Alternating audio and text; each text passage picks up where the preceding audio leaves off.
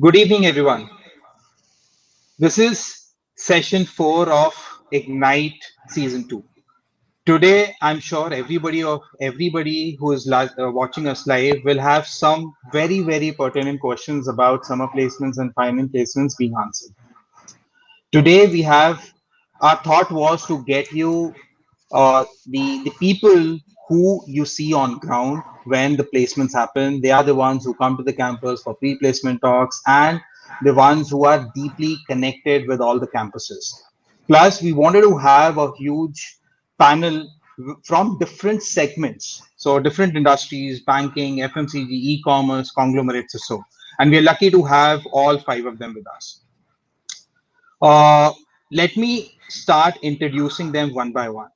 The first panelist that we have is Aditya Birla. She heads employer branding and campus resourcing, corporate HR at Reliance Industries Limited. She was the brainchild of the uh, the most anticipated, one of the most anticipated competitions, the Ultimate Pitch, and she was the brain behind their Reliance Emerging Leaders program as well. Thank you, Aarti, for joining us. The next panelist, we have Kanika Gaur. She leads entry talent and employer branding at Mondelez India. She's an alumni of HMHRD Pune. The next on the panel is Costa Bhattacharya. He is Assistant Vice President, EA to CEO Birla Carbon and Head Young Talent Management at Aditya Birla Group. He has close to a decade of experience. Next on the panel is Sumit Premi, Head Campus Recruitment Flipkart. He has a close to about a decade experience and has worked with multiple companies across consumer electronics, audit advisory, as well as IT services. The last on the panel is Ratan Miglani, who is VP Human Capital Management Division of Goldman Sachs. And he has close to about 12 years of work ex. Thank you so much for joining us, everyone. First Pleasure. of all, I think in all the earlier sessions, there hasn't been any discussion on the HR bit or the HR specialization as such. I know this whole session is around placements. We'll get into that, but in first 5 minutes, because all these guys that we are talking about are those who are entering those B schools, majority of them. So they wouldn't have a deeper understanding of the HR function. So if Ratan, you can start and you can give them the universe of HR. It is not just hiring, it is much more than that. So if you can give them the sense of that universe, and then we'll move around to the other panels and the other questions as well. I mean, great question to begin with. Thanks, Ankit. I think let me just take a step back and talk about the role of HR in any organization, right? I think the role of HR is obviously to recruit, and you mentioned this, in some part already. But it's as much to train, to engage, to reward, and to retain people in an organization. I think to meet the goals, there are some of the classical HR functions like recruitment, like employee relations, compensation and benefits. But I think there are also some up and coming, very interesting fields of human resources today, like diversity and inclusion, for instance, or HR infrastructure, for instance, that has to do with the information systems of so many employees working in an organization. There's also a very interesting potential of merging engineering with human resources. I think we all know the tremendous impact that engineering can make. And it's no different in human resources as well. So this field of HR engineering has a lot of potential in bringing efficiencies to people-related processes in any organization. I think to answer the other part of your question, I think it's imperative for human resources to just collaborate with business teams and really understand the business, speak the language of the business. I think to be a successful HR professional, I don't think it's an acceptable answer anymore to just say I'm a people person. I think there needs to be a lot more thought, a lot more strategic partnership that businesses today are asking for. And that's really the opportunity for human resources as a function to co-own problems and really provide solutions based on data. Okay. All right. Thanks, Ratan. Sumit, you want to add anything in that whole universe? Sure. Thanks, Ratan. Valuable points. Hi, everybody. I understand the audience contains many of the students who would be entering into the B school. So there is a full world of ocean of jargons in front of you. I'll try not use any of the jargons. I'll try to keep it simple. To start with, HR for me, and you should be prepared for this question. Why did you choose HR? Till first year, fifth year, or I don't know how many years you worked in the organization, everybody is going to ask you, why did you choose HR? For me, HR is like salt in main course, right? What I'm trying to say is it is essential. Essential. It is very important, irrespective, and business has to have an HR function, a strong HR function. Talking about the structure, how it operates, in very layman terms, HR has verticals and it has horizontals. I'll give you examples of the roles. So we'll have HR business partners who are the verticals, who work closely with a specific business unit, which is aligned to them. Then we have horizontal functions in HR. You understand what is a horizontal? That cuts across all the businesses, all the teams. So when I say horizontal, your recruitment is there, your performance development is there, your rewards is there, your HR ops is there, your learning and development is there. So this is an entire matrix of HR functions. And the beauty of HR is you revolve and you keep on moving from one role to another, and the learning keeps on increasing. Like I said, it is just like salt. So it is very essential for us to be very strategic and be aligned to the business. We cannot think in east and business is working in west. So that is where the alignment in business is very important. And yeah, that is how it is, and it is in a matrix. Once you join into the HR domain, especially the students who are keen to have their majors into HR, there is enough and more. I mean, you will spend a lot of years just figuring out what all can you do in HR. Yeah, so that's pretty much about it. Sure. Okay. Kamika, can you also stress on the relationship that HRs need to have with not only the businesses, but the other stakeholders that may be in touch with you? That may be not for direct hiring, but maybe employee morale or maybe some sort of a motivation. Because in this environment that we are currently in, that is also a very, very important part of the universe. Absolutely. And I think, just further building on to what Ratan and Sumit said, Ankit is, and this is for all of you who've, just joined in. If you think that HR is there for making rangolis and celebrating birthdays, so that's not what an HR does. And to perhaps answer Ankit's question, guys, it's very important to understand three things. If we talk about HR or people team for that matter, we here in Mondelez we call that as a people team. We don't call it as a HR team per se. But one thing is for sure, as Ratan rightly pointed out, it's very very important to focus on your stakeholders, to be as close as possible to the business. Secondly, I think, Ankit, to your question, HR is equally responsible for being a custodian of a culture of the organization. That's something which we often forget, but it's very, very important to focus on. And the third piece is, all in all, I think HR is there for unleashing the potential of its employees. It's very important to understand the potential of your employees and to bring them to that level. So that's what an HR stands for. Yeah, that's an interesting thought towards the. I mean, when you said that you are actually not hand-holding them, but sort of aiding them towards what they eventually want to do, and that also links to the internal shifts that they can do only through HR. Aarti, coming to you, how has the current COVID scenario is changing all these characteristics? I mean, what is getting added on to the whole universe, the empathy factor, the earlier the transactional relationships have gone much deeper. What all has been changing in the HR function? Absolutely. I think thanks for that question, Ankit, because right now, I think the maximum action is happening in the HR function. And this is perhaps the best time to be an HR professional.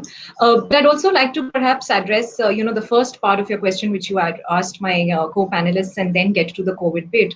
I completely second what Kanika said. I think, contrary to popular belief, HR is not a conventional function where it is about table, chair, air conditioning, rangoli, etc. Personally, through my experience, and I'm someone who got into HR more by chance than by choice. I look at this function very, very differently. Having worked in manufacturing, sales, and marketing, and then when I moved to HR, I think I have different lenses that I've seen this function from. And I truly believe, slightly differently from what Sumit said, I believe it is the heart of an organization. So salt is good for food. I think Sumit is doing a lot of cooking for sure.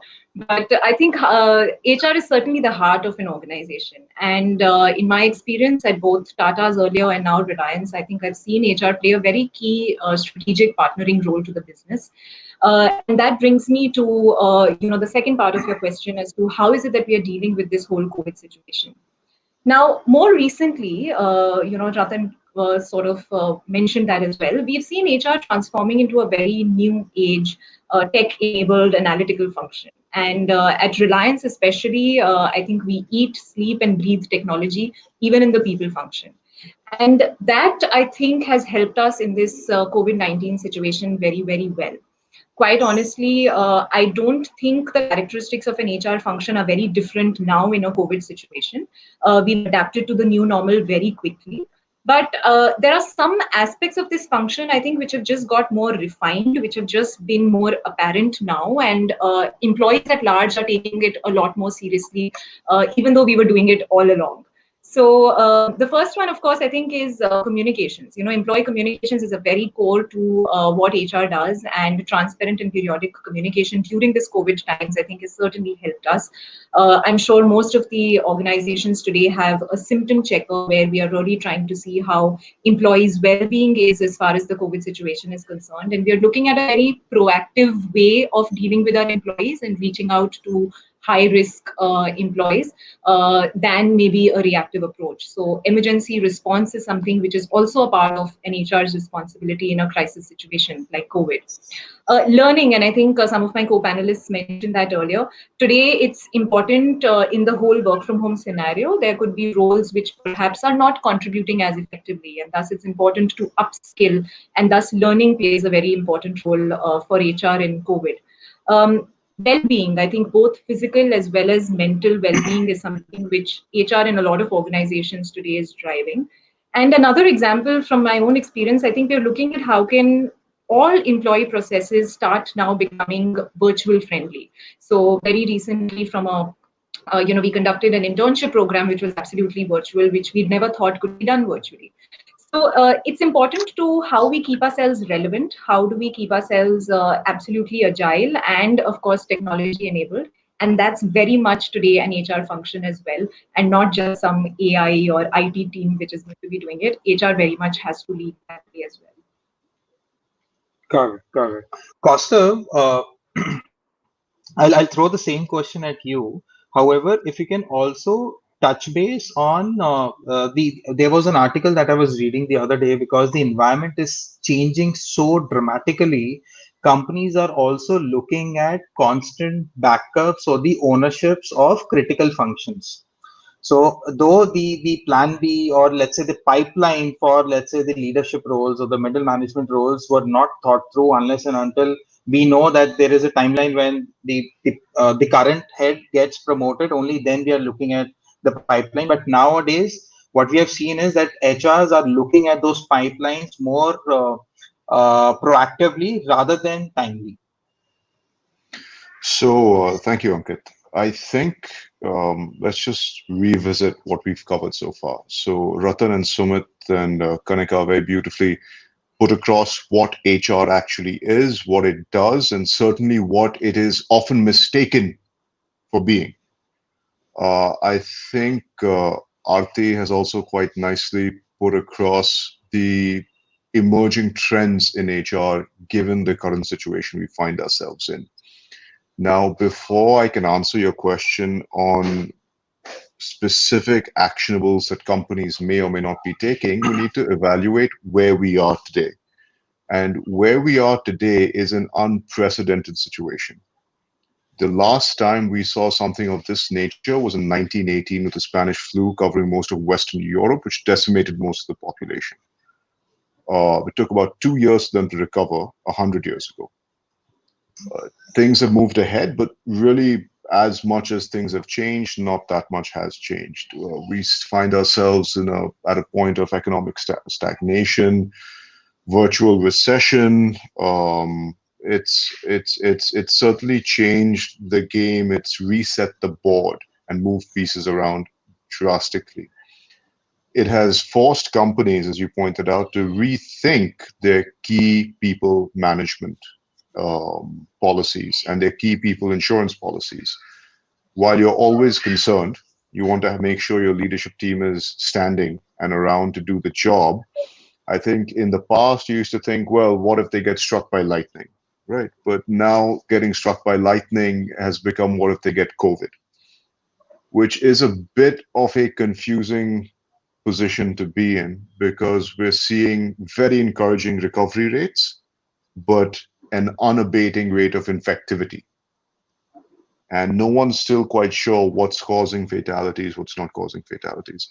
So do I think companies the world over today are developing backup plans for every single meaningful leadership position? Perhaps, but not any more than what they already have, right? I don't think that tomorrow, God forbid, worst case scenario, if senior management teams of most companies were to, in the highly unlikely possibility that this happens, were to contract COVID, I don't think the economy would come to any more of a standstill than it's already come to. Right? You start realizing that as you move up and up and up the ladder, the senior guys and ladies are there to take executive decisions on a few things. They aren't there to really run the shop day to day. So I don't think you're going to see too much on that front. I think what you will see is, especially with millennials, and this is something I've observed myself, asking the question, why do we need to come to an office? I'm getting all my work done between 8 a.m. and 5 p.m. or 6 a.m. and 4 p.m. That works for me. I like going for a walk at 5 p.m. I like watching my shows and having an early dinner and reading a book and going to bed early. Why do I have to adhere to your norms? I think that's the bigger question. And I think that while most of us, surely in our companies, have work from home policies, this is the first time we've actually had to use them, right? Now that they're being used, a lot of myths are being shattered on what's possible and what's not possible, working from home versus working from office. I think the fallout from stuff like this is going to be much larger going forward than what we're currently giving it credit for. Okay, all right, thanks. That brings me to the next question of employer branding. Now, I mean, I'm sure 90% of the students won't really understand this word, but what they would know is that all companies visit campuses, get in touch with them at multiple points in time. One question that I also had during my MBA was that, hey, everybody knows Reliance. Why does Reliance need to do an activity on campus? Now everybody would know Flipkart. Why do we need to do an activity, right? For other companies like Mondelez, people would know the products but may not know Mondelez, and that's why the activities are really, really required in that sense. If everybody in maybe a minute or two can define as to why for a company it is very, very critical to get into those activities or activations under employer branding, and why it is also beneficial for students to actually be engaged in those activities overall. We'll start with you, Kaustav, and then move on to the others. So quickly, why is employer branding important? Top of mind recall, creating a sense of association, and conveying to your potential future employees facts, snippets, anecdotes, things that they may not necessarily get from public forums and from batchmates and seniors. It's to help create a meaningful emotional connection, not intellectual connection. Students, they're all smart enough to know when they think Goldman Sachs, what comes to mind? You know, big bonuses, Bloomberg terminals, nice suits, right? When they think Flipkart, what comes to mind? Getting stuff at home. There's already a intellectual connection they have. I think the branding helps create an emotional connection. And for me, that's why it's important. Okay. All right. Let Kaustubh, me come I'll to take you. your view on that one. I think Sure. suits used to be the case a while ago. It's no longer the case. It wasn't the case before we were all working from home. But I think employer branding is important for many reasons. I think it gives firms really the chance to state who they are, what they do, and more importantly, what do they stand for, and what do they not stand for. I think these are important avenues for you to present to what Costa was saying, the emotional aspect and really sharing with students who we are, what we stand for. I think case in point, right? You see today Johnson and Johnson and a host of other companies taking a stand against fairness creams and a couple of these other products that were in the market for so many years. So I think it's interesting to see how employers are branding themselves to kind of get that mind share within the student community, that they're trying to recruit. Okay. All right. I'll come to you, Sumit. All Then right. Valuable inputs. I totally echo the sentiments and thought. I'll go 12 years back when I was doing my engineering. So the first time when I heard about any organization was in my third year. Okay. You wait for the third year to start for the placement, summer internships, and then you start digging on Google. Okay, what does this company do and all of that? Things have changed now, right? With again a lot of competition in terms of, again, there are a lot of good students and a lot of good employers outside. How do you seed the brand early into the minds of the students? You call it an early catch. How do you do that seeding exercise right from the day when they enter the campus, right? I read the question, somebody is asking about grade and all those stuff. So now the strategy has changed into targeting starting from first year. We don't wait for third year and final year students. If it is engineering, it is first till fourth, and it is B school, it is first second. That's about it. So it is how you seed the brand and how do you seed it early. That makes the difference. And like Costa also said, it is the emotional connect. How early you do it, it is better for you. And how do you okay. retain, ensure the candidate retains that? That is also part of the journey. That is how there are various touch points in the entire journey of 4 years or 2 years. Yeah. Okay. Okay. Aarti, you want to go next? Yeah, I think I'll probably try and explain it. Considering, like you said, employer branding might not be something which a lot of the audience today listening to us might understand. So let me try and help you with a simple example. So when we all go shopping, we go to a shopping mall. You have these departmental stores. Let's take, say, H&M or Zara, one of these, for instance. You enter that store. You have different sections. You have a men's section, a women's section, kids section. In the women's section, you'll have Indian wear, Western wear. Under Western wear, you'll have shirts and pants and skirts and scarves, all of them in different sizes, different colors. Now, just take exactly the situation to a B school. Today, that's what is happening. Each of these students actually have those many choices. You have those many organizations in all shapes and sizes with all sorts of roles coming out to you and putting them on display saying, hey guys, this is where you could perhaps be.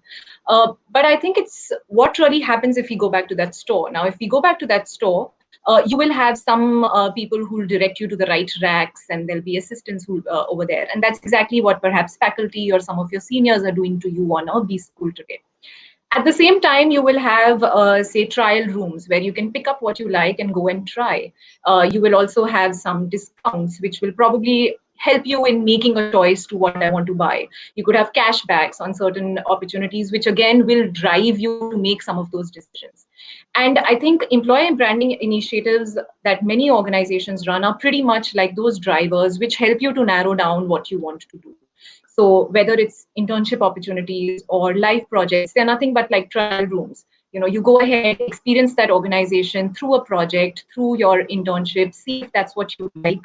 Would you want to go and try that on? Does it suit me? Does that role seem nice? Does the culture look good? And then you make a call.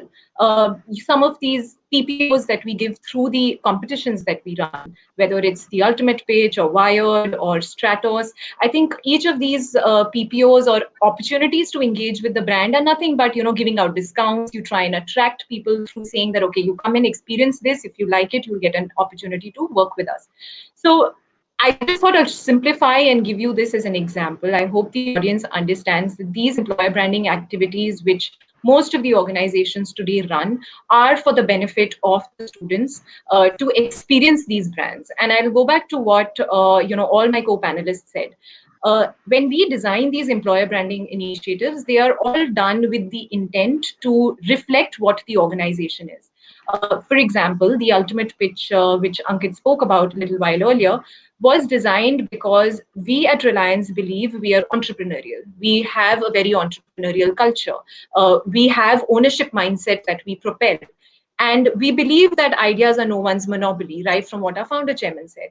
And that's exactly what's translated in the competition. We want students to come, ideate, pitch their ideas, and maybe the best ideas get certain, sort of attractive discounts. So that's the way that these initiatives run.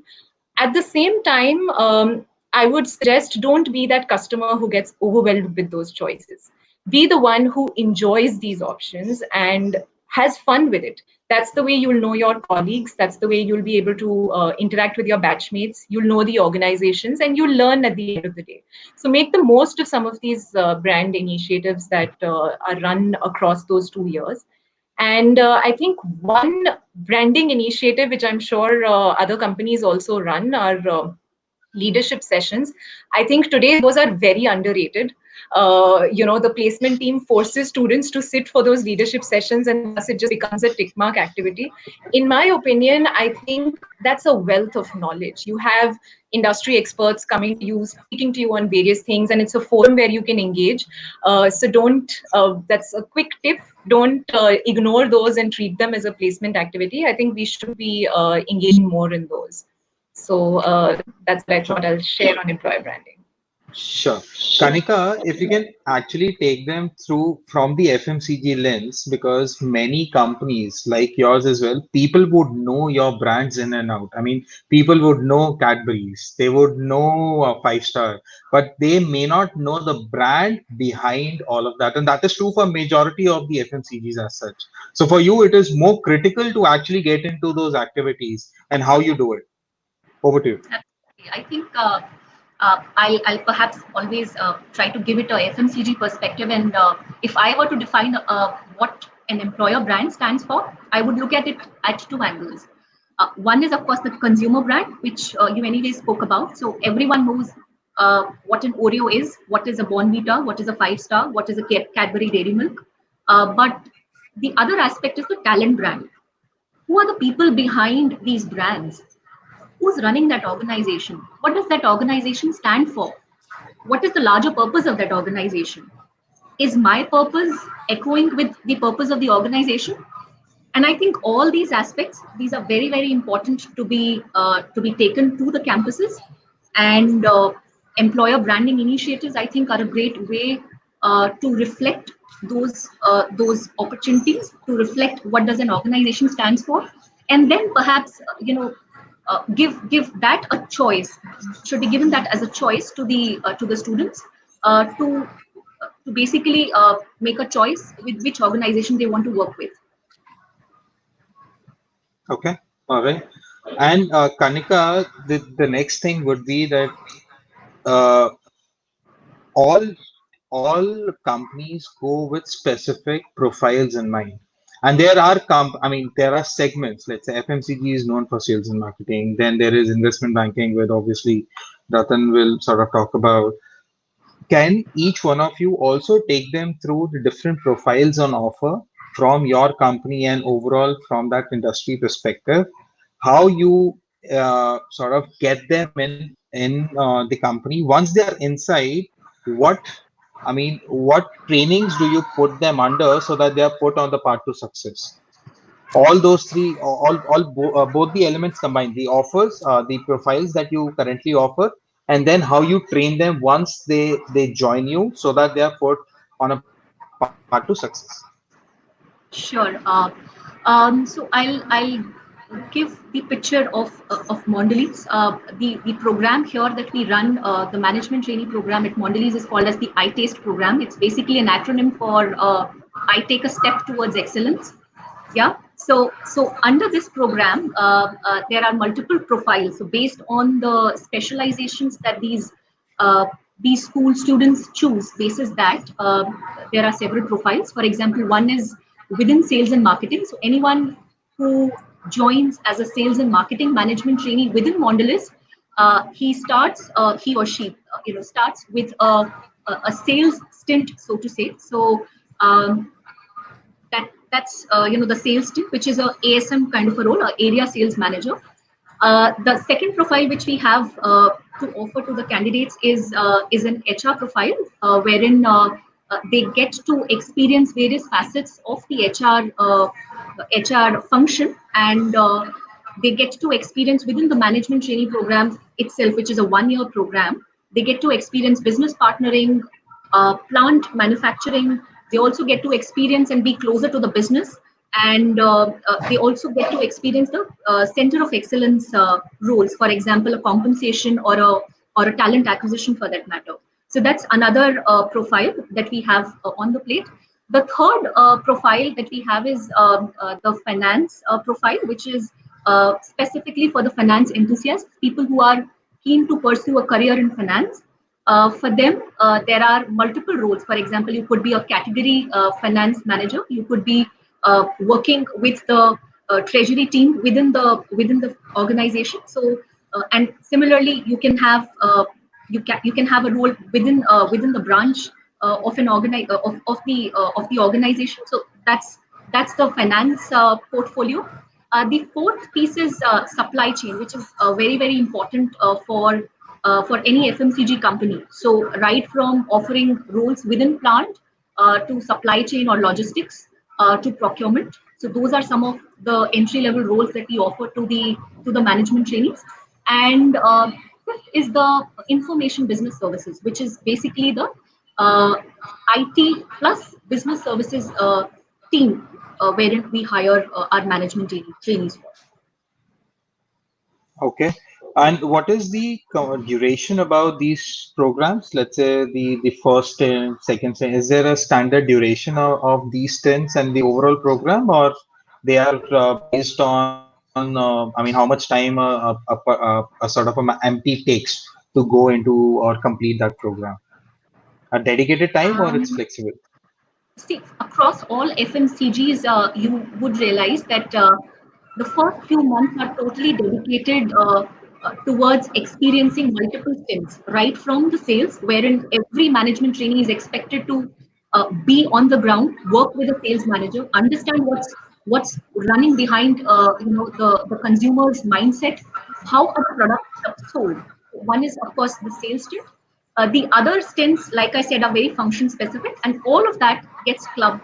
And it would be for about, let's say, 9 to 12 months. Somewhere between 9 to 12 months is what we keep to make all our management trainees ready and be able to take up their first roles.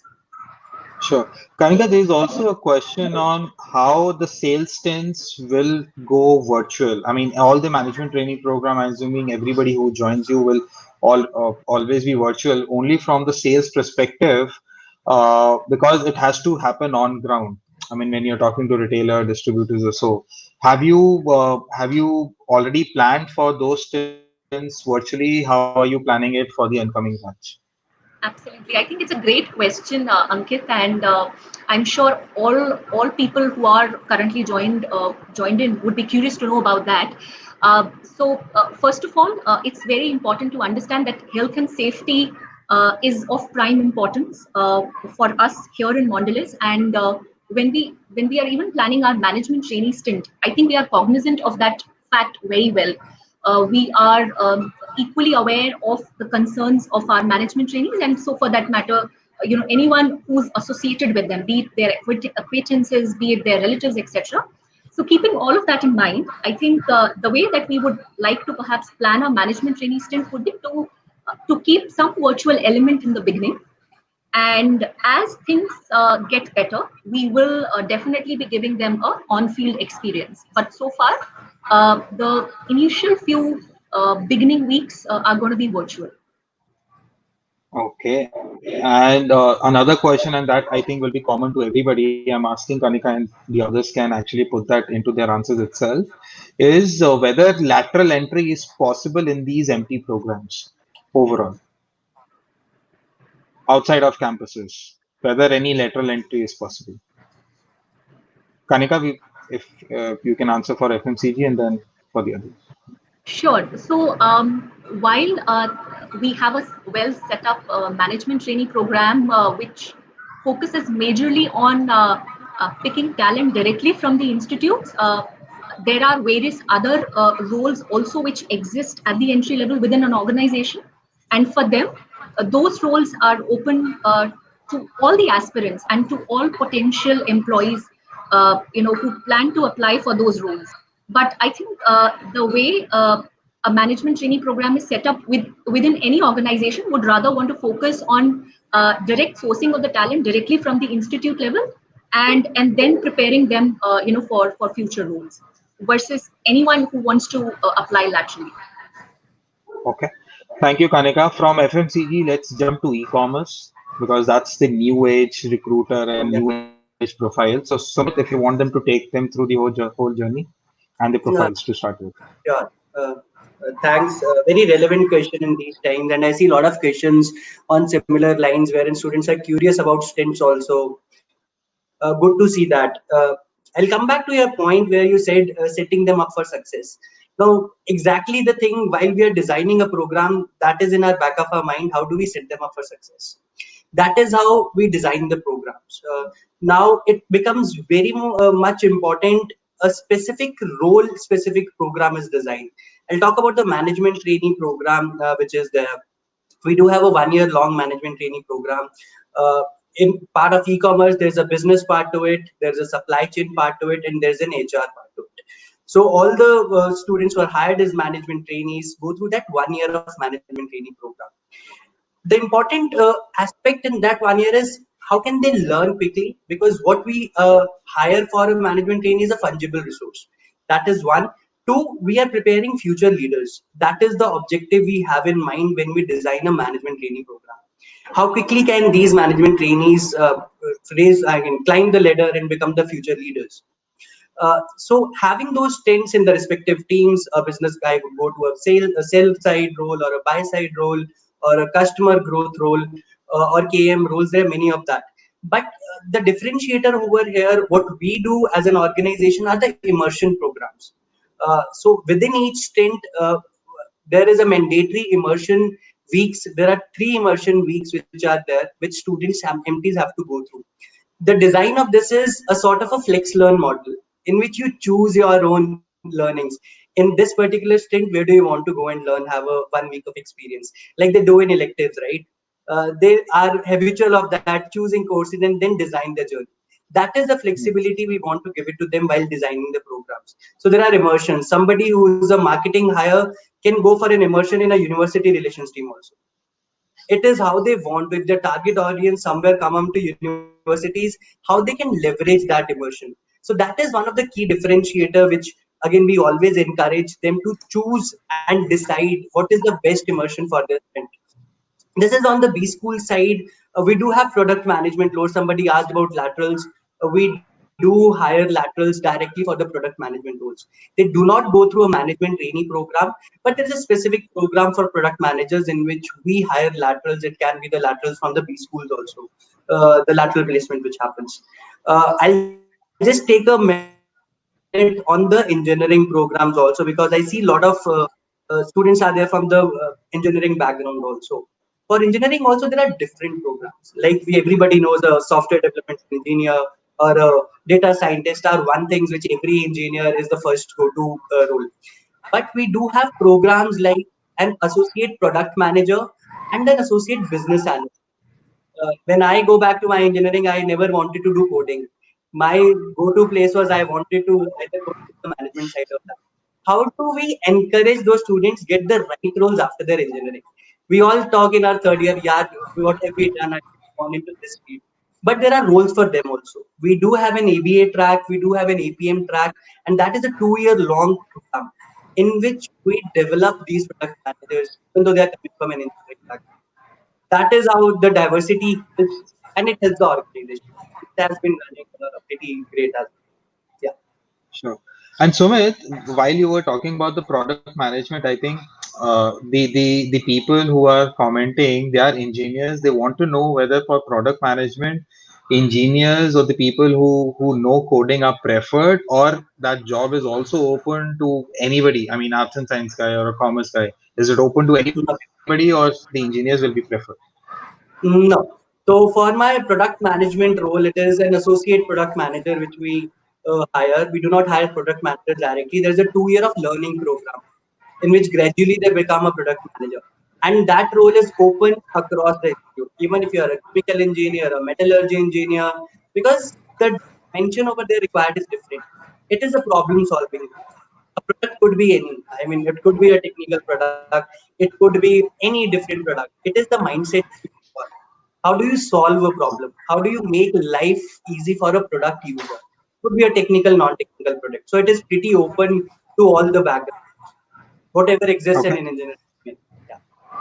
Okay. All right. Thanks, Amit. Kaustav, I'll come to you for general management profiles, which is again really, really sought after profiles as such. How do you train them? What stints they go through, and what's their career journey? Sure.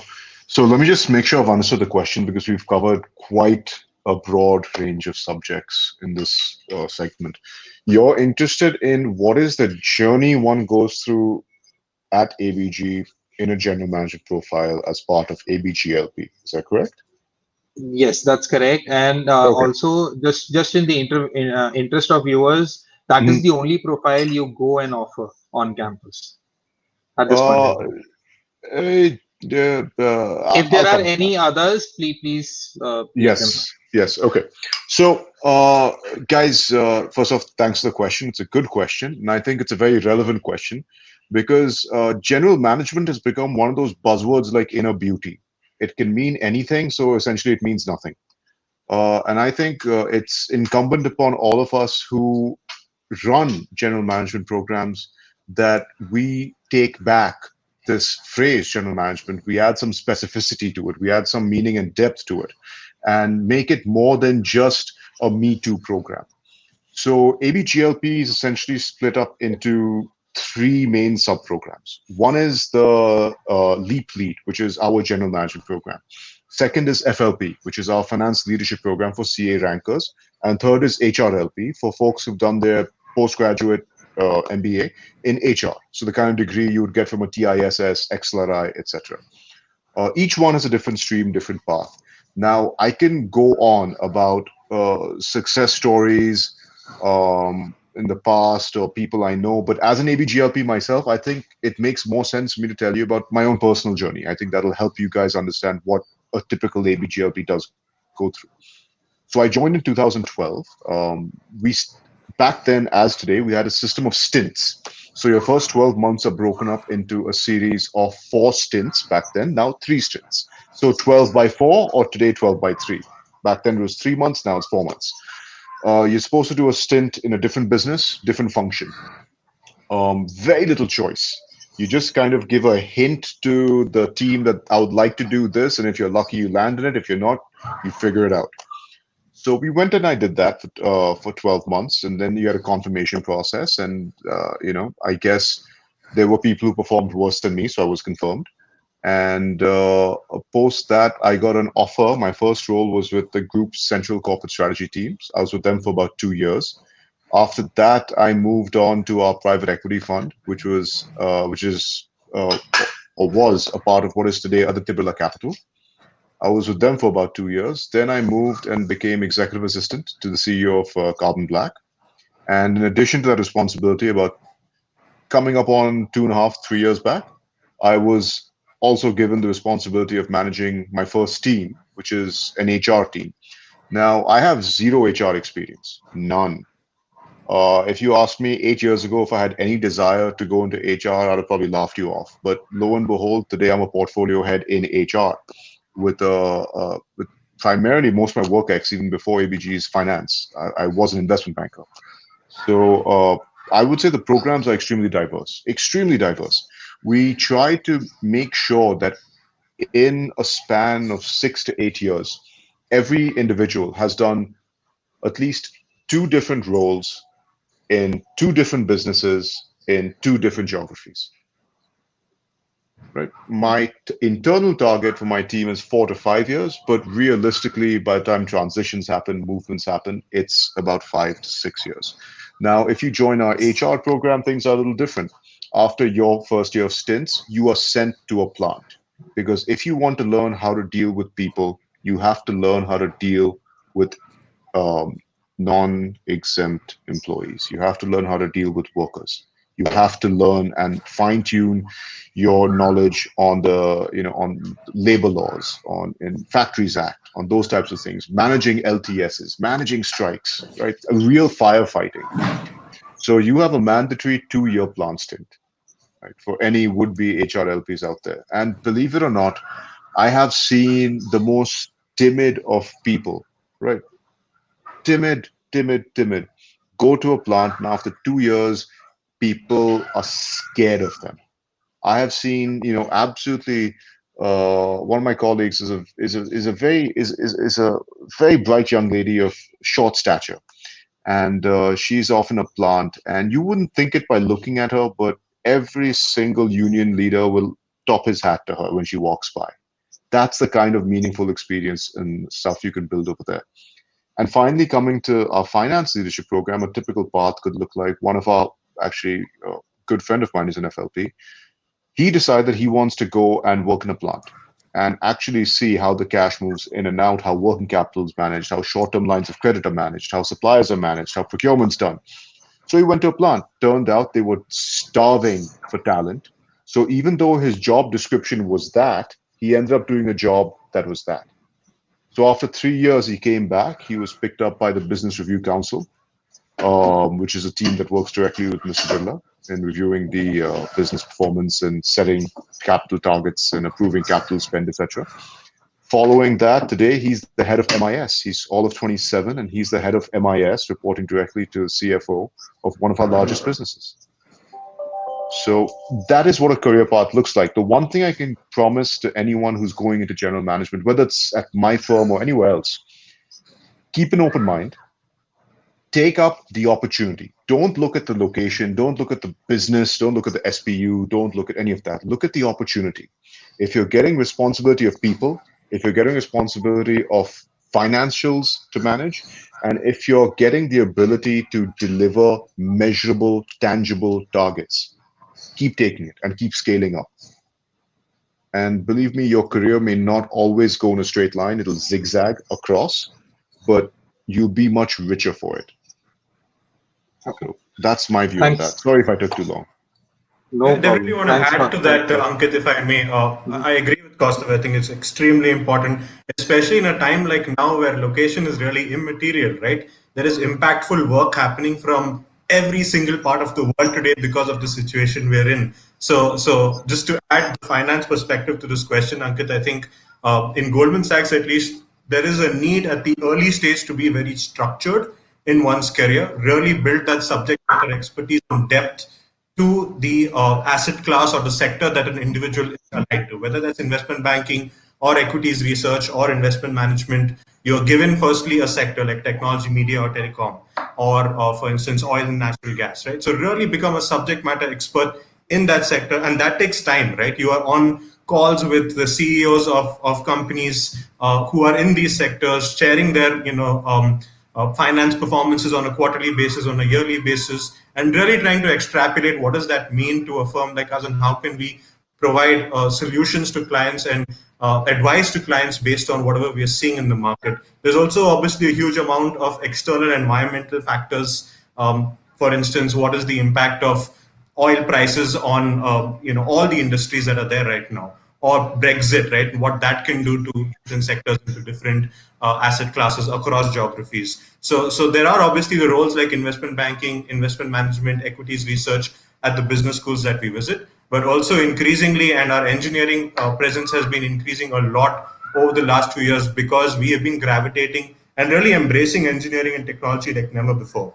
Some of you may be aware about the Apple card that was launched. So we as Goldman Sachs partnered with Apple in launching that credit card. We've also recently launched a transaction banking business of ours, and all of this is through technology. So this means that we are very, very happy, obviously, with the engineering talent specifically we are receiving in India. and we want to continue to benefit from it. So I think those are the two major 10 trends or themes that I can pinpoint specifically from Goldman Sachs. Our commitment to business schools is just as high as it always has been, but we are also seeing a huge interest and huge gravitation towards engineering and technology because of the opportunities we see today.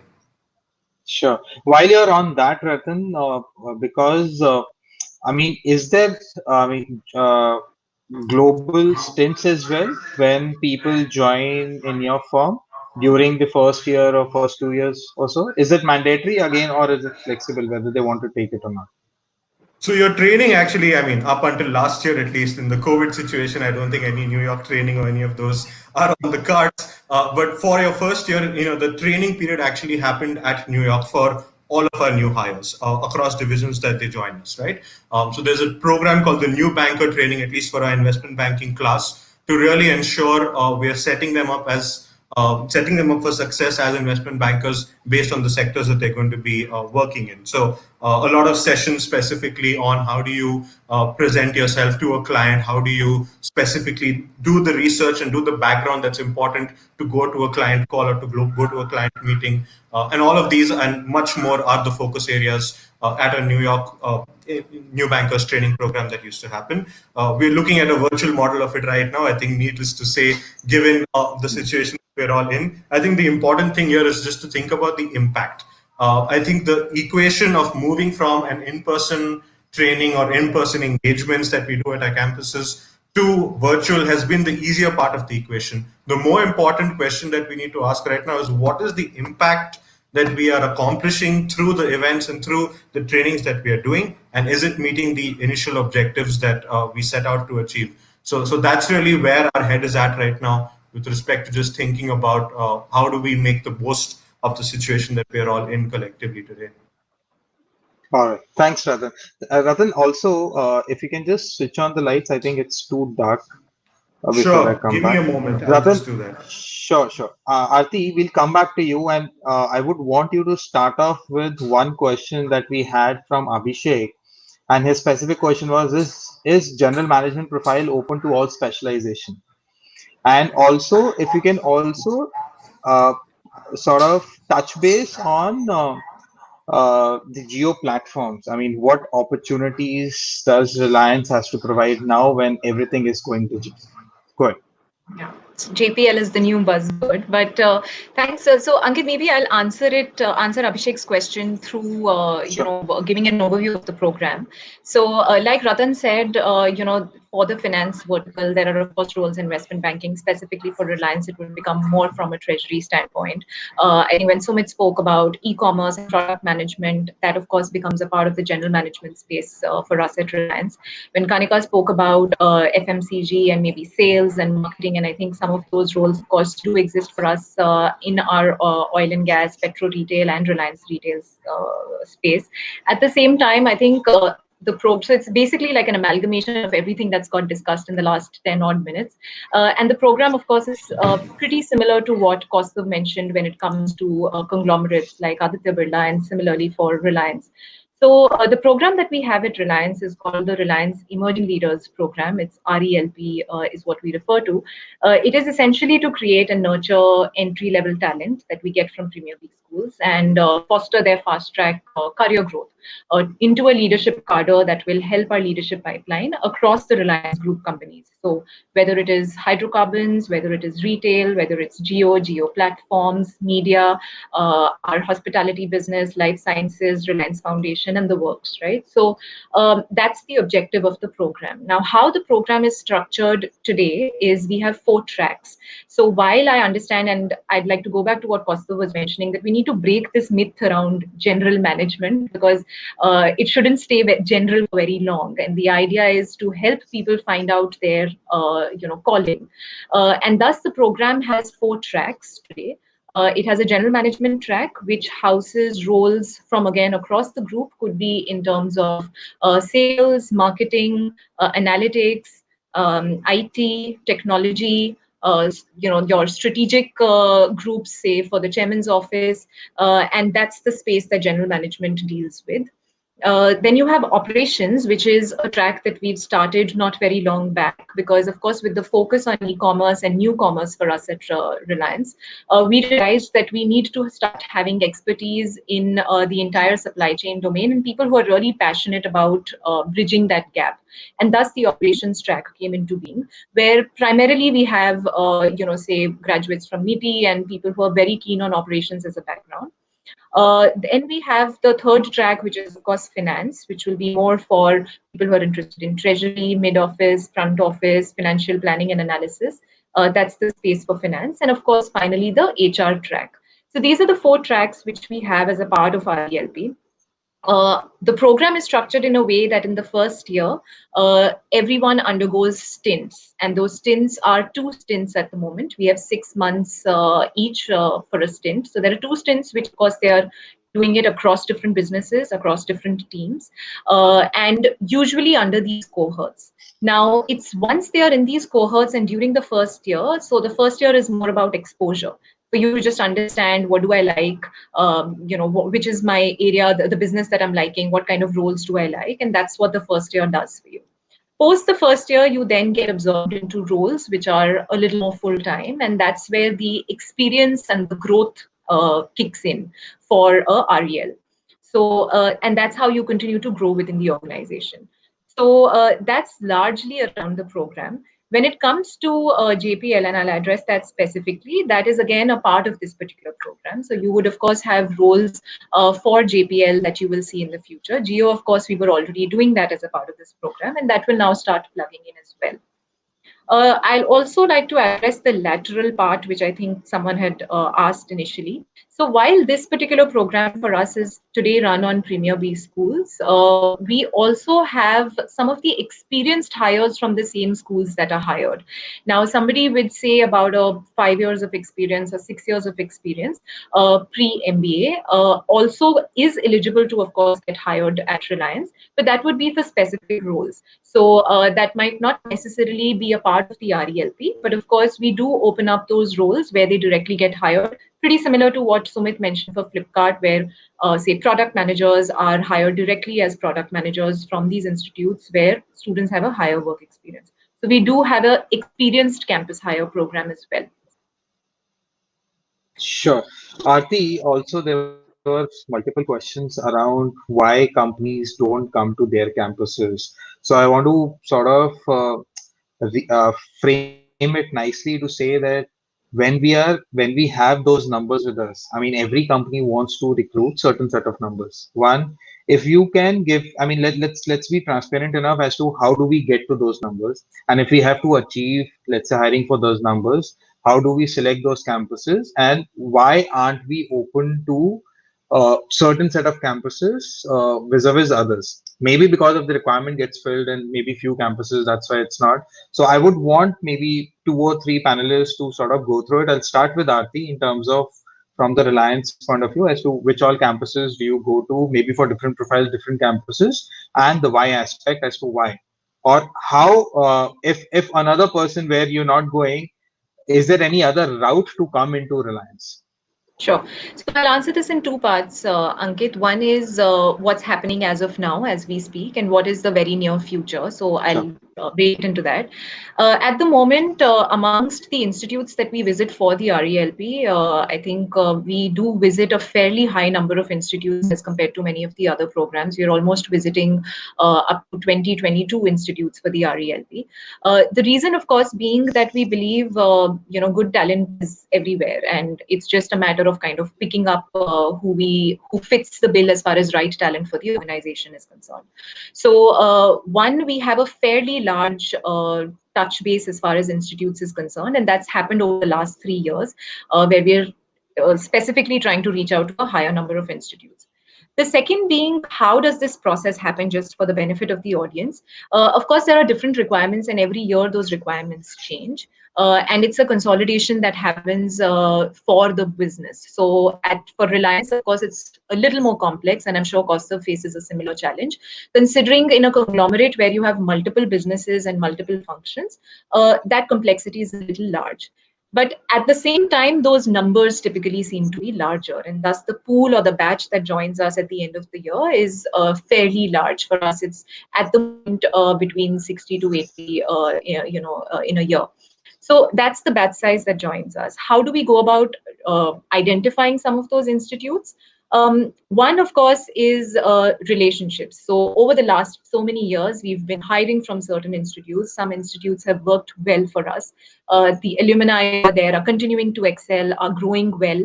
And as a result, it's like, I'm sure as B school students, soon you'll understand the concept of ROI, and that's what will start kicking in even to us campus hiring professionals. That's something that we need to answer. And that's why it just makes a lot more sense to have some of those. At the same time, like I said, I look at the second aspect of what we can expect in the very near future. Technology today is enabling us to reach out to far and more. So today we had to travel to certain institutes. Resources could be a constraint, and thus there is limited institutes that you visit. But technology is now enabling us to reach out to many. I can sit in the in the comfort of this particular chair and reach out to so many people, and similarly reach out to so many institutes. So if you have a very meritocratic kind of an assessment process, you can actually not limit yourself and go ahead and reach out to many more. And that's the process that very soon we intend to adopt at Reliance. And I'm sure the processes in many other organizations will start moving to that direction. So it's just about democratizing the entire process and looking at the right fit and the right talent at other places as well. So that's the process we adopt at Reliance. Sure. Thanks, Arti. Kanika, any thoughts on this from Mondelez or the FMCG industry point of view? Sure, Ankit. So I agree to a few points which Arti was mentioning, and of course, hiring depends from organization to organization. What is their overall hiring philosophy? What's their overall talent philosophy? Uh, Hiring numbers depend on that, and for us, for Mondelez, the focus has always been on quality more than quantity. I think that's what we've been always focusing on. Our focus is to hire the best, to hire the top talent from the institutes, and more than the campuses, the focus is on the quality and the talent. And yes, of course, I to somewhat extent, I do agree with Aarti, wherein over a couple of years there are relationships which are established with institutes, and definitely the organizations would want to leverage those relationships, and at the same time, there's some buy-in and there's some satisfaction and contentment in the way the kind of talent is being coming in from such campuses and how they are getting groomed to leadership positions. Yeah. I can add, Ankit. Okay. All right. We're very Sure. similar to where you're in, Kanika. I think we also have smaller numbers to hire, and that's just because of the way our organization is set up. Globally, we just have 36,000 employees, and in India, we have close to about 6,000 employees. So every year, our hiring requirements are about 170 interns and full-time hires at business schools. I think, though, that the situation that we're in, I keep revisiting that particular aspect because it's making us rethink, and it's really making us fundamentally question what does democratization of talent really mean. And so, for the last 2 years, doing off-campus engineering hiring programs, we've received up to 80,000 applications from there. We went at people from campuses we've never before. I think it's a step in the right direction. We are very, very keen to see how can we explore a similar kind of strategy across business schools and undergraduate schools as well. Yes, our numbers are not that high. We really think we can find those diamonds in the rough, if I may, from all of the campuses and all of the different types of schools that obviously want to apply to organizations like all of us present on this panel here today. All right. Ankit, if I Thanks, can Radha. just add to that. If we take what's already been said, I think a couple of key themes emerge, and this is important for students, any students out there to recognize. There are certain branded institutes that employers will always give preference to. Is it fair? No. But is there a certain sense of almost guarantee that they have? Yes. Does it mean that students from these non-branded institutes could not be as good, if not better? Of course not. But what it does mean as an employer, when you go to certain institutes, you know that the individuals you're getting there have more consistently made certain decisions in their lives and more consistently gotten a series of cumulative results at various points in their lives that got them there. Now, does that mean someone who made less good decisions earlier on, but today is rectifying it and is perhaps doing extremely well at a different place, is less worthy? Absolutely not. But when you add to the fact what Ratan mentioned, our hiring numbers, if you combine all our hiring numbers, all five of us, it's still a fraction of a decimal. This is the one country where there's such a massive supply overhang, and not supply as in we need to just get these guys jobs, any kind of job. I'm talking about high quality, highly qualified, highly employable. The kind of talent that countries in the West would give their right arm for, given their population pyramid has just gotten so top heavy. But we just don't have the jobs. Okay. But I do Sumit? think Sorry. most of us Good, are good. trying to diversify our hiring patterns and our hunting grounds, because no one name or brand should have a monopoly on talent. Talent is talent at the end of the day. Sumit, you want to add anything? Yeah, sure. I'll just not anyhow. Most of the points have been covered. I'll just break this problem into two parts. One is, from where do we all hire? What are our hiring channels? One certainly would be a PPO conversion. Two would be on the on-campus hiring, which happens in January, February, or December in IITs and other campuses. Three is a very critical pool, wherein as an opportunity you can give opportunity to more talent campuses outside, which is the competitions we run, right? That is the third major pool of hiring candidates. While we understand the numbers are less, but how to give more opportunity to others, and that is where how do we select a campus? If I have to come for my next year hiring strategy, I will look into various points. Internal data points, certainly they would be a massive point. Two, if I have to open, let's say, a wired competition for B schools next year, how many campuses can I open to? That is in my hand. And where do those data points come from? Is from how these students perform. Now, there are various ranking platforms. You also keep on collating so many lists on how these students are doing. So talent is there. So again, I always say, without data, you are a person. Without data, you are just a person with opinion. So we collate all these data points from various sources, all the ranking websites, your platforms, and then we come up with a list. A list where do we want to try for the competitions. I will not risk directly going to a campus for hiring because I do not have a proof behind it. But these competitions, they are a good platform for all the campuses. Wherever they see an opportunity, they should grab it and participate and showcase their talent. That is how the brand building for a campus happens. Alumni, I always say, play a major role in an organization deciding whether we should go to that campus or this campus. So this is one hiring channel which has to be utilized more by all the student community. They should treat it as an opportunity which can take them to the level. Yeah, that is what I wanted to add. Sure. Sure. Also, on that thought, Sumit, if we can also dive into in the current scenario, the next in line, the batch which is entering and the batch which is getting into the second year, they are all worried about the summer placements and the final placements in Right. terms of whether the evaluation parameters will change or not. First, the second is whether the company will come on campus or not because of various reasons or so, right? And the third aspect is that whether the timeline gets shifted or not. So I would want, I mean, each one of you in maybe 2 to 3 minutes, if you can dive on these aspects in current scenario, how, if at all, there is any changes that you're anticipating in the summers and the final placement process, both from the candidate's point of view, your point of view, and maybe the college point of view in terms of the timeline. We'll start with you, Sumit. Sure, thanks. First of all, I would like to tell the student community not to worry. That is one. Because campus hiring is not an immediate requirement we fill and students start performing. This is a talent pipeline which we build. for next year. That is how we operate when we come up with a campus strategy. How do we build a pipeline for talent?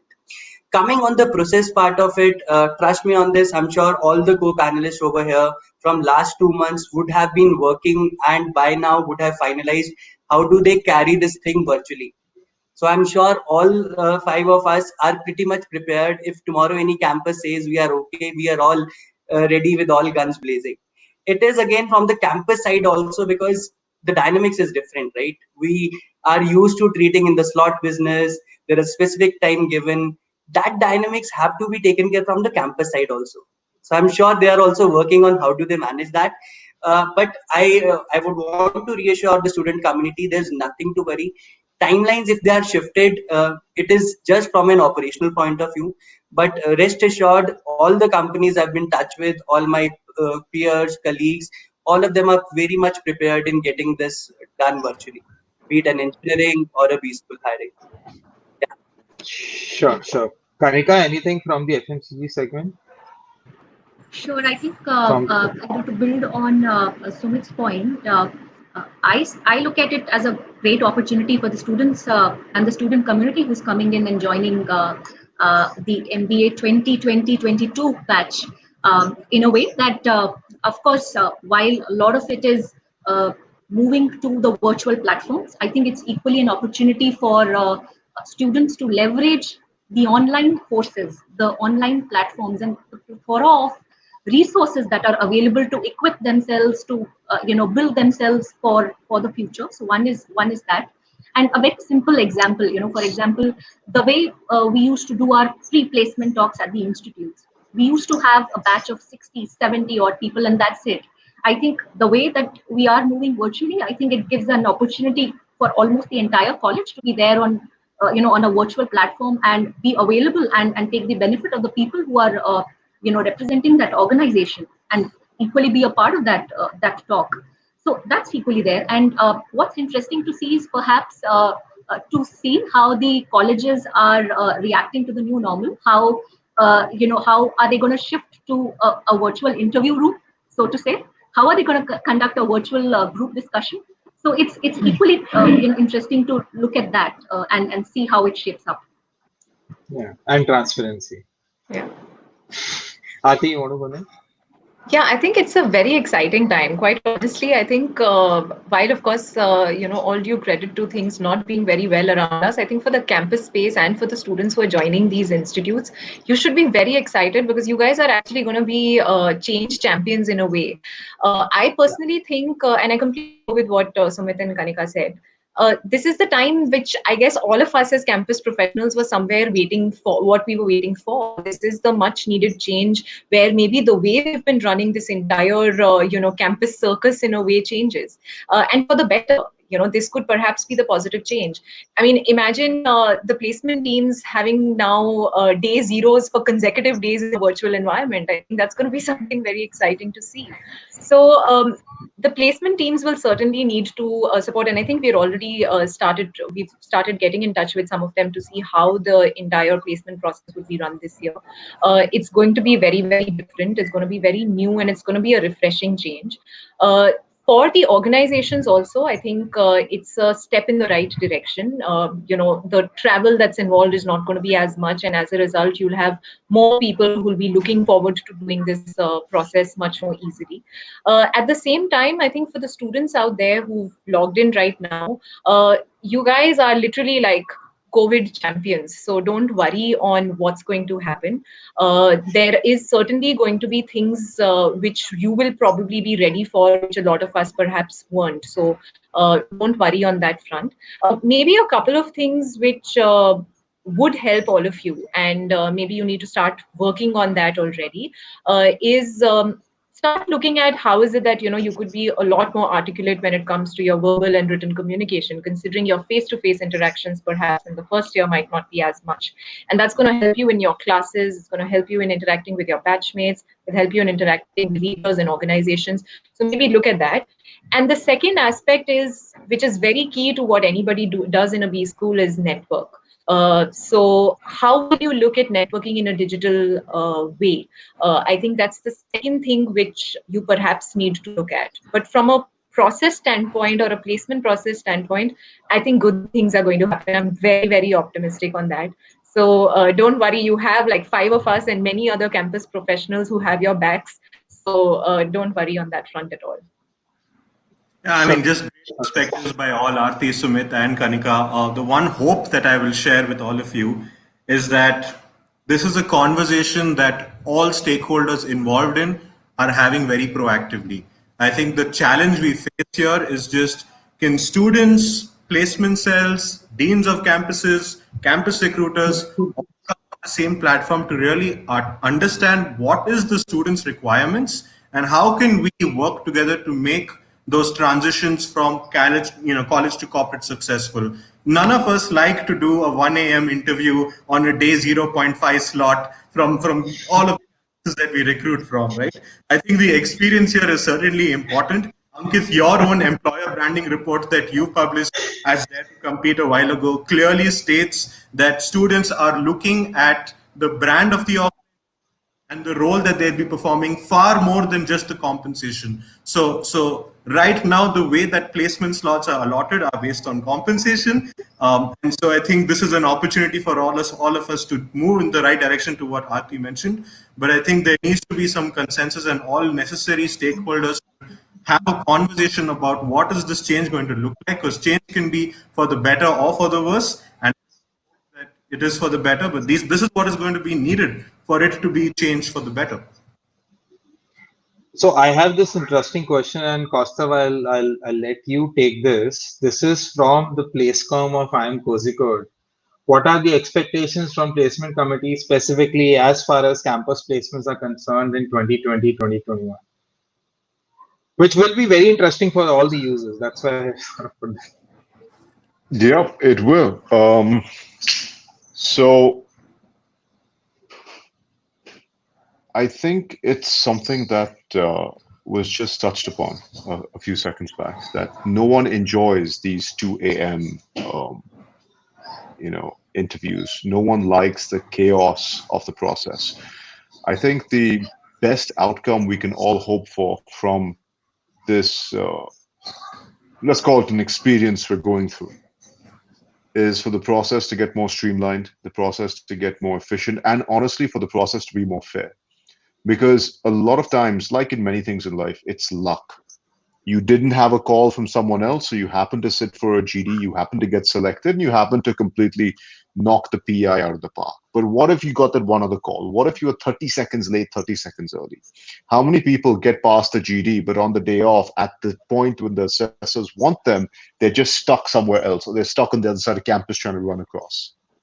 I think doing it digitally just helps us to completely bypass all of this and make it as fair as possible. So my advice to any placecom for this year is really think about how you want to pitch your students, because if anyone tells you that hiring this year is going to be as much or better than last year, they're not being very honest with you. Hiring and manpower requirements go hand in hand with economic circumstances, and ours right now as a country have been better. But I think that's a great thing, because people are reevaluating. The kind of profile who would have easily gotten selected will be looked at 20 times more. We've been hiring this guy for the past 20 years. Kiya kya hai isne? Maybe we should look at a slightly different profile. The type of campuses people go to will also be looked at more closely. Hey, we've been going to these 3 campuses. What about those other 2 over there?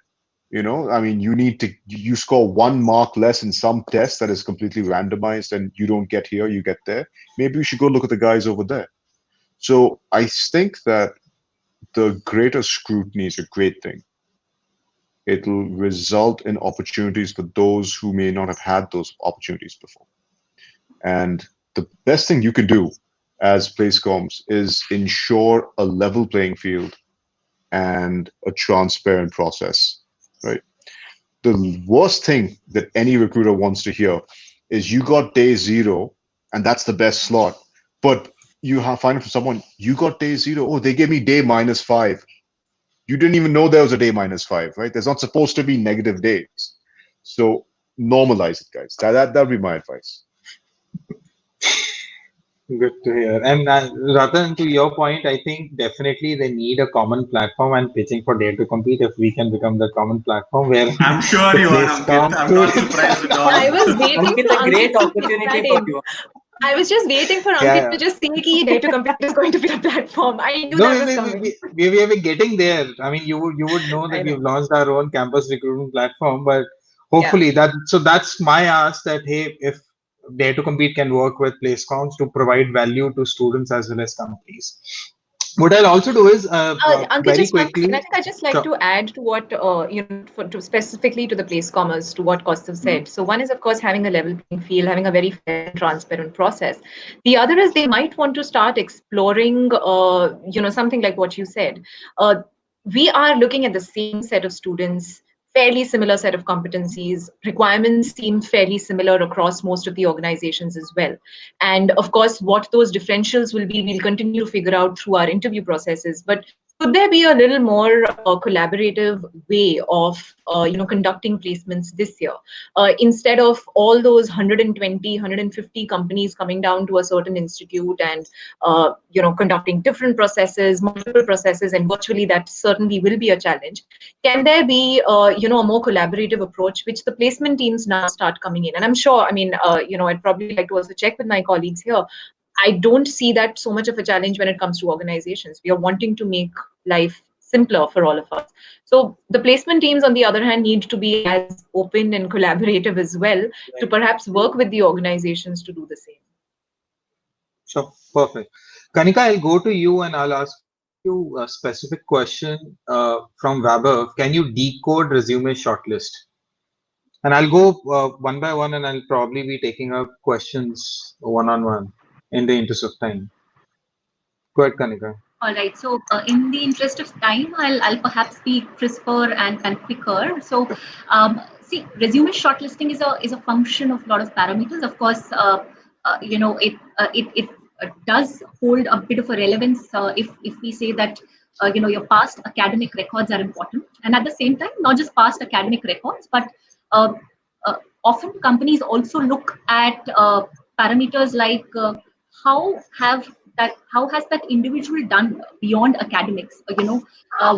What are some of the activities, and what are some of the extracurriculars that student has done in the past, which kind of reflects the personality that individual has, and perhaps what kind of roles that individual would want to work on. And perhaps your past performance is somewhere linked to how you would look at your future opportunities as well. So to sum it up, I would have to say that. Sure. Ratan, to you, there is a question from Ishan. Will we have GDs replaced with maybe more innovative ideas? I'm sure not aptitude test for sure, but what would it be? Maybe a case study? Perhaps I think there are a host of possibilities. I know of a few organizations also thinking about personality-based tests. So there's a huge array of ways that you could, possibly shortlist people on a variety of competencies as well. I think it's really going to depend on what are the roles that you're going to be recruiting for. If group discussion is essentially something that helps you filter about 50% of that group based on aspects like communication skills, innovative thinking, initiative, and so on. I still think group discussions are not the best way of assessing because you're still just observing people and how they talk and the way they communicate. If the role requires more execution and more actual work, then there's going to be a different set of tools that you may need to use to be able to assess folks. So let's see. There are definitely a host of options and opportunities that are there for the taking. But yeah, we'll have to probably wait it out and see specifically if it's aligned to the role that we're hoping to hire for and it meets the requirements that the organization has. Okay. Sumit, there is a question on the online courses, but I would want to take one step ahead. Uh, Mhm. I mean, there are multiple courses that everybody is going through nowadays. Everybody. I mean, now it's more of a parity rather than a uniqueness because everybody is going through the same courses. And once you get those resumes, you will get to know. One is it adding value to the resume? as such, or it is more to do with the learning? All right. Very relevant question. It's just down to the question which was asked to Kanika, wherein how do you shortlist a CV? What all things do you see on a CV, and what all things are P0, P1, P2, and P3? I would say it is a mix of all, like Kanika very rightly mentioned. So if you talk about on a competency structure, one would be a clearly business acumen, two would be on the personal credibility front. How do you showcase those two skills on a CV? When I talk about a business acumen, how well have you done your internships? What all projects have you undertaken? That is one. When you talk about the various courses, how much that person has gone out of the way to do those courses, right? It also is a reflection. It is an optional thing, right? Nobody is forcing courses on anybody, but it is a reflection of you as a person, how much above and beyond you are willing to go in terms of spending time and effort in learning new things. That is two. Third, definitely be the extra part, or you call it the personal credibility, on what all roles have you taken apart from your education.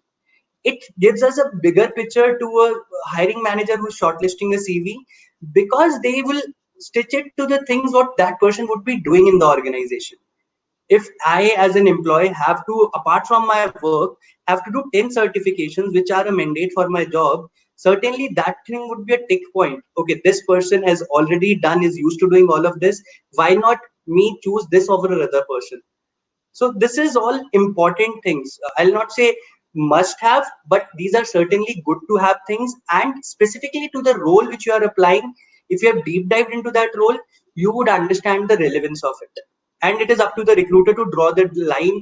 Okay, now this is the right fit which I should interview. That is the first step of the process. Sure.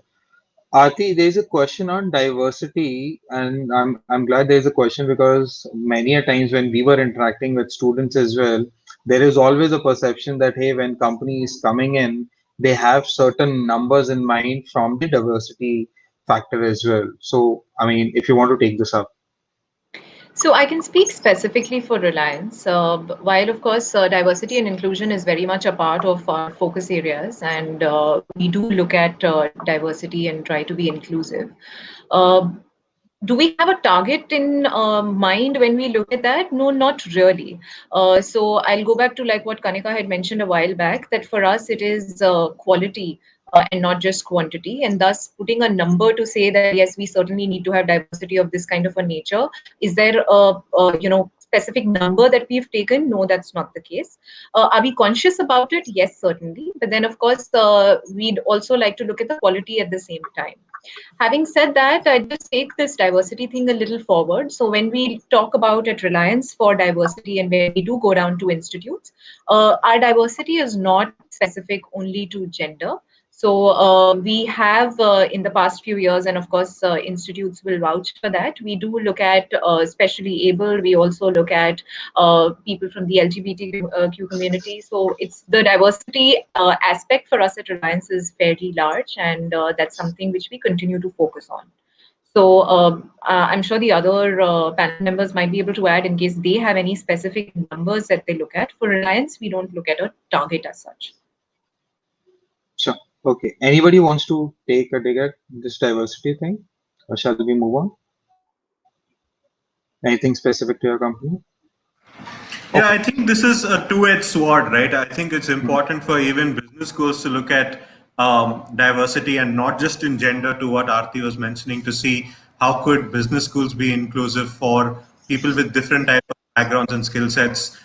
We see of late a trend of about 80 to 90% of people making it to business schools from an engineering background, which is great. And we all know the kind of talent and skills that they bring to the table. But if the question is, are you being inclusive? Is the assessment processes in some way favoring one subset over the others? That's a question that and I think more so society needs to ask themselves, because the buck can't stop with just organizations saying we need to get a gender equal or a gender based class kind of come in 50% men, 50% women. While we at Goldman Sachs definitely are trying to bring in that change by getting in as many appealing to as many different types of diversity. That includes, to what Aarti was saying, people who are living with a disability, with sexual orientation, folks with an armed forces background. I think this is the time for institutes also to start having these conversations so that we can be more inclusive as an overall society and not just in hiring. Sure. Okay. Costa, let me come to you and ask you. I mean, the last question, which I'm sure everybody of our users would want to know. So we talked about various profiles, various industries, various things, right? How does a B school student, or for that matter, undergraduate or an engineering student as well, get to know about all the opportunities that exist? So let me take an example. So they may know Flipkart right now, right? But they actually don't know the day-to-day working of an e-commerce or an investment Mhm. banking or an FMCG or a conglomerate, right? So I don't Yep. know at this point in time as to which profile is best suited for me, which company is Mhm. best suited for me, or for that matter, which industry is best suited for me, right? So Yep. what I should be doing maybe before my summers and before my final placements, just to ensure that I know what I don't know, broadly from all profiles, industries, and companies' point of view.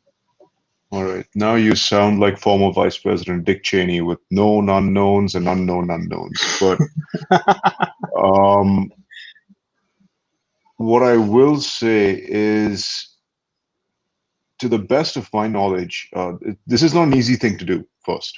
Let's recognize that. Second, to the best of my knowledge, I don't think the online forum worlds on jobs and internships are quite as rich in India as they yet should be. The kind of obsession that you see with certain professions, private equity, investment banking, equity research, management consulting, in the West, it's become almost like a cult to some extent. I mean, the cults start there, then they become religions here, right? So, if you know that you want to know more about a certain aspect, you want to know more about a certain role, my advice would be just go to message boards, go to forums, and look, even if it's about the job in the US or the UK. The point is, an analyst in mergers and acquisitions is not going to be doing anything that different in the UK versus India, right? CTC may be different, colleagues, racial background may be different, living conditions may be different, but by and large, the work's going to be quite similar. So that's one way you can start exploring what the work is like overseas in one certain role than another. Another thing you can do is just look at interviews. If there's one thing employer branding is great at, is taking the cream of the crop, dolling them up, and then making great videos about them, right? Every employer does that. So just go to any employer's YouTube channel or just search for it, interview with analyst Goldman Sachs, or interview with management consultant, or interview with a factory manager, whatever it may be, right? Interview with person who works in oil and gas. See what they talk about. See if that interests you. That can help you eliminate some things. And finally, of course, one of the best things you can do is talk to alums. If you have alumni from your campus who happen to be at one of the places you're considering to work at, talk to them. But keep one thing in mind: uh, there's nature and nurture, right? I mean, you put two identical people in the same company, but their experiences are just different by 1 degree, the outcome is going to be vastly different. So remember, any version of the truth you get from anyone, including us here today, has our salt and pepper on it, not yours. So Absolutely. just keep that in mind. Sure. And before I move on to any other panel, I just want to tell all of our users. Uh, so what Kostov talked about, those content-rich stories, you will find them on Dare to Compete for some of your brands. Come on, Ankit. Towards the end, I need to do I that thing. knew this was a plug for something. Ati, do you But want to I'll take that just, question yeah, again? I'll add to what Costa was saying Sure. because, see, I think today there's a lot of information that's very easy to get. There's a lot of, and Ankit, you're equally to be blamed for some of that because we do have a lot of content out there. What's important is how do you really break away from that clutter and try and identify what's more relevant to you and what's going to click with you. So you need to find very smart ways of doing that. The other is you need to ask and don't assume. I think, with this whole herd mentality, which is very natural to happen in a B school. I have a senior who is from my IIT. He was hired there and he worked in so-and-so company. I'm also a fit there. So the whole me too bias, which kind of starts coming in when you speak to some of your alumni or you see how their career has, the trajectory that it's taken, might not necessarily be the right way for you. So I'm not sure if what I'm saying is going to help you directly, but I think you need to be smart today to be able to very quickly identify what really makes sense amongst all the clutter that's already there. Find out that information. Be curious and ask. Don't assume things. I think today we have a lot of platforms which allow you to ask these questions. This being one of them. I think we weren't as lucky in our times to have platforms like Ignite where you could go ahead and speak to people from companies. I mean, I don't think I knew what the placement process was like at all before I joined a B school. So some of these things you should benefit from and leverage, but at the same time, keep a very open mind and don't follow someone because it's a me too syndrome. So I think be careful of that. That's just a word of advice. Sure, sure. Sumit, you want to add something on it? And then I'll go to Ratan and Kanika. I guess pretty much covered by Kaustav and Aarti.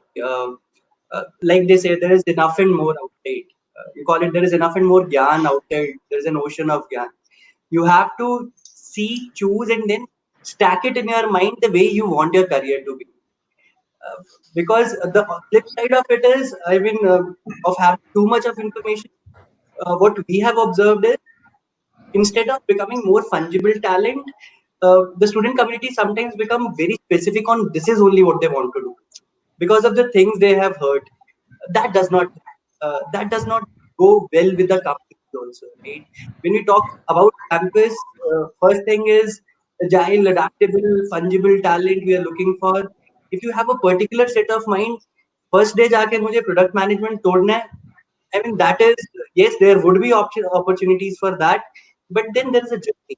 The process is very important. And how do you stack your preferences in your mind and take that gyan? That becomes all the more.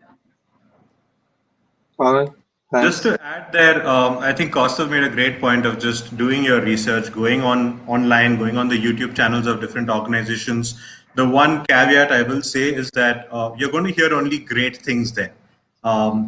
So try to understand the spectrum. Try to speak to somebody, an alum or whoever you want to speak to, and try to understand from them what is the worst work day for that person really look like. And then ask yourself, is that something you could possibly put yourself through?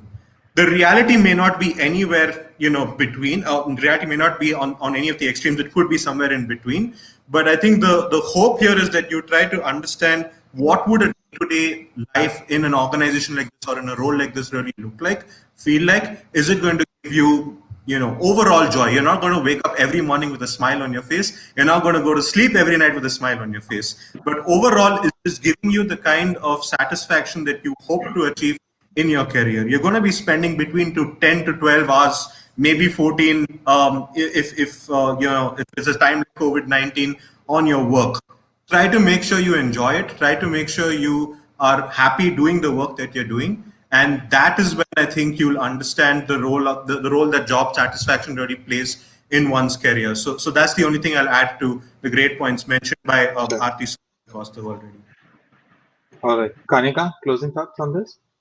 Absolutely, I think we've covered almost every point, and what's coming out really well is that we need to separate relevance from noise. So it's we have n number of sources available on the intranet, on internet, and so on. So it's important to reach out to the valid and reliable sources, and what better could be other than the alumni, from the institute, other than your seniors who are going to be 1 year senior to you or perhaps 2 years senior to you, seniors who've done internships in those organizations, seniors who've spent 1 or 2 years within those organizations. I think it's important to reach out to them. And what's important, of course, was a great point which Aarti mentioned, that it's important to ask, so don't assume. And it just takes a one LinkedIn connection to reach out to somebody, but it's important to ask all those relevant questions than perhaps regretting later. Sure. Okay. Can I just add one thing? Sure, go ahead. So I've just been going through the live comments, and it seems that we're dealing with what I can imagine or appears to be very stressed out and concerned young men and women from across the nation. So I just have one thing to say to all of you guys. You're looking here at your screens and looking at the six of us. I can guarantee you 10 years ago, when most of us probably started our careers, each one of us was at a different point, different place, different ideas of where we'd be 10 years hence. And five of us work for very different companies, each one of which is successful in its own right, in its own domain, in its own field, world renowned in that field, right? One of us is an entrepreneur and doing extremely well, and has brought us together here. So don't really worry so much.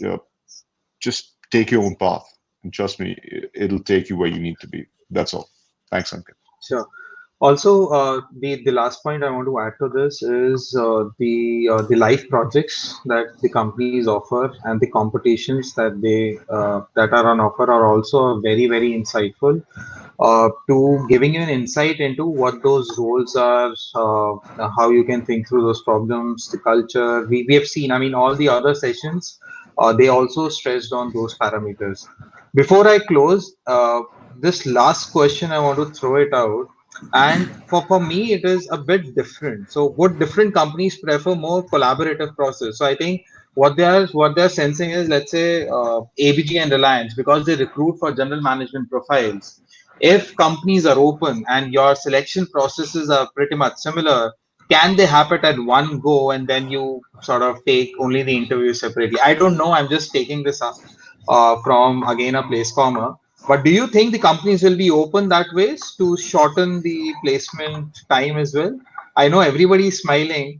I'll open this to Kaustav and Aarti for now, and then I'll come to you guys as well. I like how Costa was pointed it to me. Honestly, I think, see, it's going to be something which the companies will, of course, have to discuss, for the reason that everyone has a slightly different, say, maybe not a deep skill set, but essentially different competencies that you might be looking at, largely which will still be similar. In a simple way, is this something which has been proposed not possible? I don't think so. I think it's possible. I mean, we are going to be using technology to perhaps look at the same bunch of students with fairly similar sets of experiences and competencies. Yes, why not? I don't see why it should not be possible. Of course, I think it's just going to require a collaborative effort, even when it comes to organizations. And because Yeah. of the ball's now in your court, I'm ready to collaborate. But yeah, I think it's just going to be a little more collaboration, and certainly possible. So I think for organizations that are both in manufacturing or with a heavy presence in manufacturing, both steeped in Indian values and tradition, I think there is certainly scope to collaborate. But I think we have to be very smart about how we collaborate, where we collaborate. For example, I believe that if, let's say, you are running a certain type of screening test, I'm running a slightly different version of screening test, and we exchange scores, right? To justify who makes our shortlist, who makes yours, and we know what 10 things you're measuring, and you know what 10 things we're measuring. We're like, this guy or this girl who we selected looks like they're lacking on these 3 things we don't measure, but these are important to us. Gone. Or this person whom we rejected is scoring way higher than someone we took on 5 other things that we don't measure but are also good to have. So, back on the list.